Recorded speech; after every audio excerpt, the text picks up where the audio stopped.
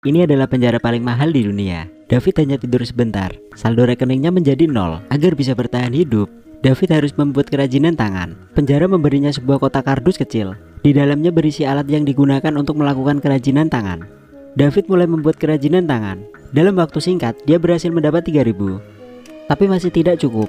Untuk makan saja harganya 20.000. Dia harus berusaha lebih keras lagi. Anjay, ini penjara apa tempat cari kerja? Selain makan dan tidur, bahkan saat duduk di toilet pun dia tetap berpikir bagaimana agar bisa menghasilkan banyak uang. Akhirnya dia punya 75.000. Dengan uang itu, dia menelpon ibunya. Tapi ibunya masih belum tahu apa yang terjadi padanya dan terus cerewet. David tak sempat mengatakan apapun.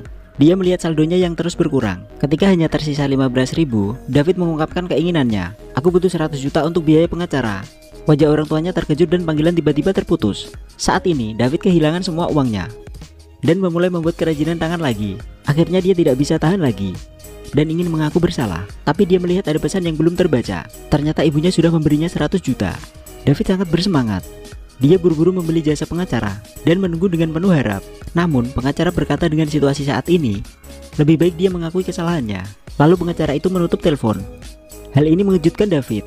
Dia mulai merasa menyerah. Dia hanya bisa menulis serangkaian kata di dinding lalu tidur. Sepertinya sudah tidak ada harapan untuk hidup lagi. Tiba-tiba sistem di penjara berbunyi lagi dan berkata kalau dia boleh keluar dari penjara.